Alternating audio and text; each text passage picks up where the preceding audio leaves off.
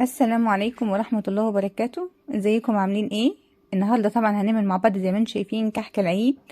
هنعمل كحك مع بعض بطريقة سهلة جدا وبسيطة جدا، وكمان وصفة حلوة تعجبكم، وهنتكلم كمان عن كل اسرار نجاح الكعك.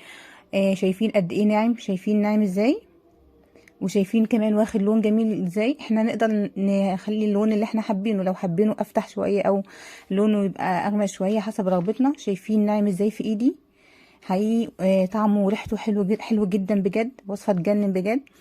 زي ما انتم شايفين الحلاوة فيه ظاهرة ازاي. ما خرجتش ابدا من الكحكة، والكحكة كمان بشكلها بنقشتها زي ما هي، زي ما انتم شايفين. بس قبل ما نبدأ الفيديو ما تنسوش اللايك والشير والاشتراك في القناة علشان توصلكم كل وصفاتنا. هنبدأ مع بعض الفيديو.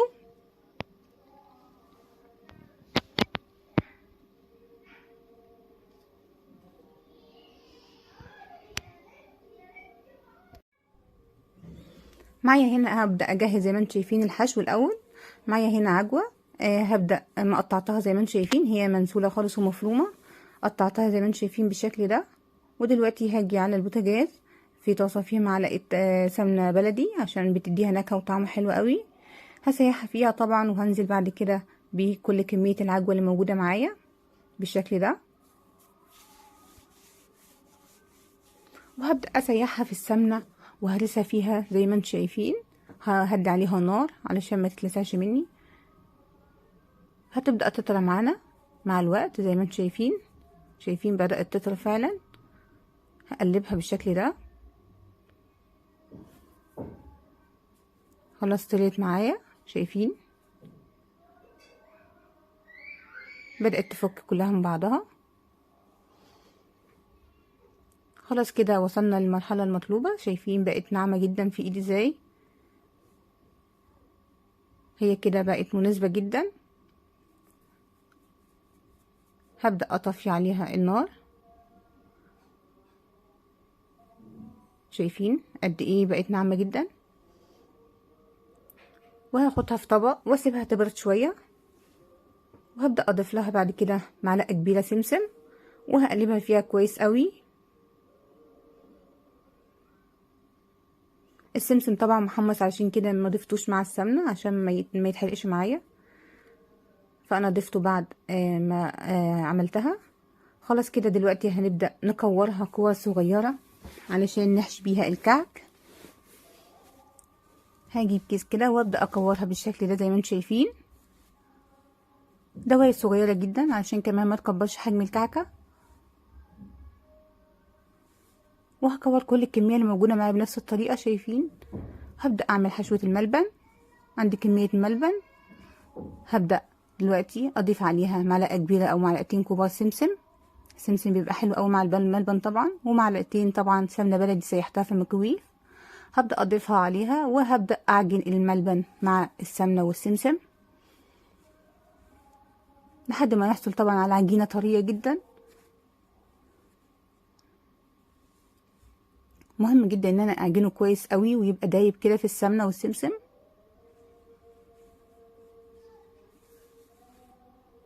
شايفين بدأ فعلا يدوب معايا. خلاص كده هي العجينة بقت معايا دايبة خالص، الملبن بقى دايب خالص في السمنة والسمسم، مبقاش في اي كلاكيع.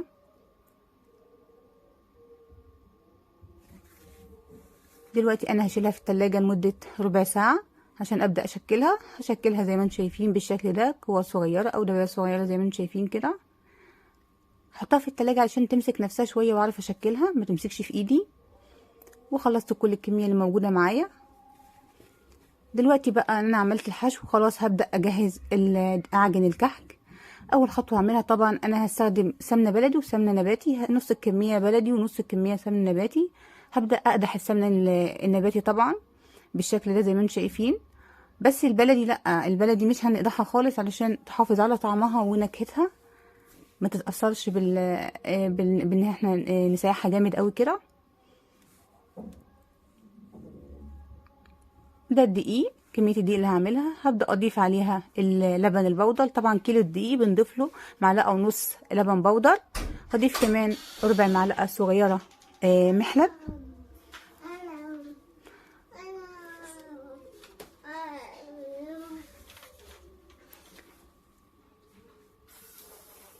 الكيلو دي بنضيف له ربع معلقه صغيره محلى، كمان بنضيف معلقه ونص صغيره بيكنج باودر، هضيف كمان ملح، وزي ما قلنا هنضيف معلقه ونص بيكنج باودر للكيلو الدقيق. احنا هنعمل حسب الكميه اللي هنعملها، هنضاعف الكميه لو حابين نعمل اكتر من كده. انا بقول مقادير للكيلو الواحد، معلقه ونص صغيره بيكنج باودر،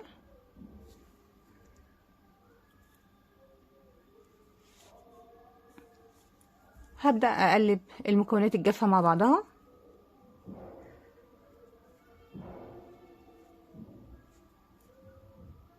مهم جدا ان احنا نقلبها وناخد المكونات الجافة مع بعضها قبل ما نبدأ ما هنضيف عليها السمنة. هضيف كمان سمسم، هضيف للكيلو الدقيق معلقة او معلقة ونص سمسم.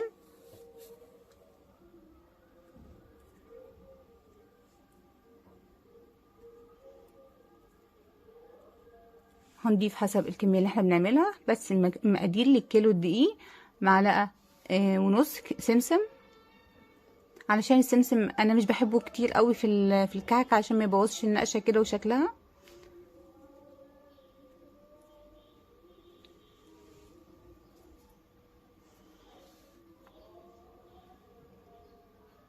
طبعا مهم جدا جدا قبل اي حاجه ان احنا نستخدم مكونات كويسه. ده دقيق فاخر، دقيق الكحك والبسكويت. مهم جدا ان احنا نستخدم دقيق كويس جدا جدا جودته عاليه. مهم جدا جوده المكونات اللي احنا بنستخدمها عشان تدينا نتيجه كويسه. هبدا اعمل هول في النص كده، حفره في النص، وهبدا انزل فيها بالسمنه المقدوحه. طبعا السمنه مقدوحه بتغلي زي ما انتم شايفين مقدوحه كويس جدا. وهبدا اقلبها، هبدا اقلب السمنه مع الدقيق بالشكل ده عشان تتوزع على الدقيق. طبعا هنقلب معلقه او سباتلا زي ما انتم شايفين. دلوقتي هبدا اضيف السمنه البلدي، طبعا ضفتها زي ما قلنا في الحله السخنه مكان ما قدحت السمنه النباتي، وهضيف السمنه البلدي. طبعا هي يدوب ساحت بس. هبدا اقلبها مع الدقيق وهسيبه لحد ما يبدا يبرد شويه، وابدا بعد كده نبدا عمليه البس. في الاثناء دي هبدا اجهز الخميره معايا. زي ما انتم شايفين هنا حطيت للكيلو الدقيق معلقتين سكر، وهضيف عليه معلقه صغيره خميره، وكمان هنضيف ميه دافيه، كوبايه ميه دافيه للكيلو الدقيق. وهقلب طبعا المكونات دي كلها مع بعضها بالشكل ده. هدي طبعا السكر والخميره والمكونات ما تتجانس مع بعضها.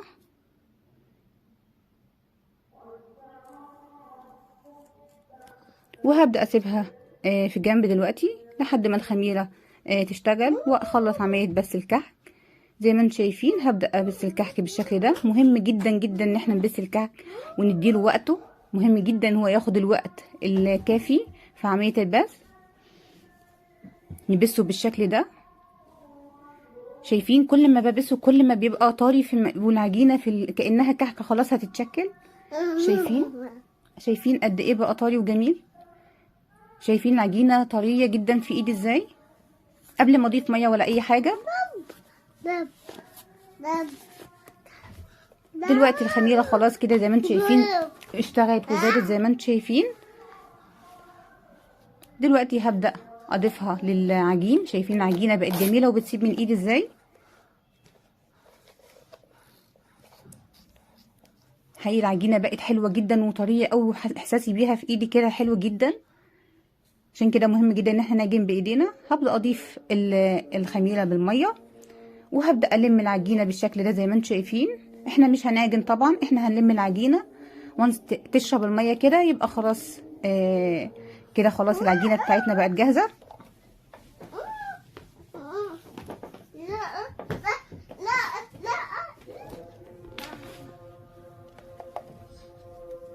شايفين الكحكه بقت في ايدي جميله ازاي. هضيف شويه ميه صغيرين كمان، حاسه العجينه محتاجه كمان شويه ميه، لان موضوع الميه ده بيكون حسب نوع الدقيق.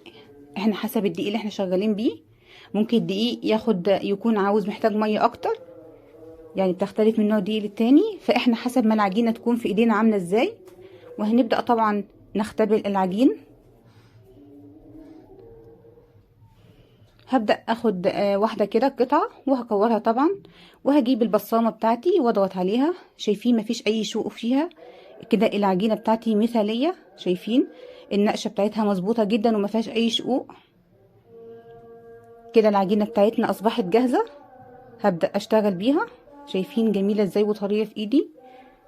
هبدأ اغطيها طبعا بكيس بلاستيك بالشكل ده علشان العجينة ما تنشفش معانا، او بفوطة المتوفر عندنا، وهسيبها تلتها 10 دقايق. وزي ما انتم شايفين ده الحشو اللي احنا عملناه جاهز معانا. ده بيسهل علينا كتير جدا في العمايل.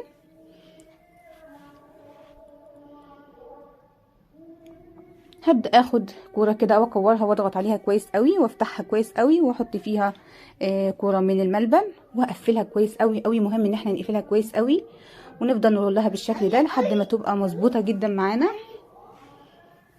وهحطها احطها بالشكل ده في الصاجة واضغط عليها بالبصامة، بتديني نقشة جميلة جدا زي ما انتم شايفين. وهنشتغل بنفس الطريقة، نقدر نستخدم اشكال مختلفة وبصمة مختلفة، مش شرط نفس اللون زي ما احنا مستخدمين. دي بنتي مستخدماها لطيفة جدا ومدية شكل حلو قوي. ممكن نستخدم المنقاش اللي بينقش بشكل جميل برضو حسب الامكانيات المتوفرة معانا او اللي احنا حابين نعمله. شايفين انا خلصت كل الكمية الموجودة معايا بنفس الطريقة. شايفين قد ايه الكحكة جميلة جدا وشكلها جميل جدا ومنتظم. وطبعا هنبدأ نخبزه في الفرن. فرن سخن طبعا، بس تكون حرارته متوسطة ما تكونش عالية قوي، حسب نوع كل فرن، بحيث ان الكحكة تستوي من جوه، ما تبقاش من بره لونها احمر وواخده لون حلو لكن من جوه مش مستويه كويس. مهم جدا ان هو يستوي كويس قوي. شايفين اللون جميل ازاي.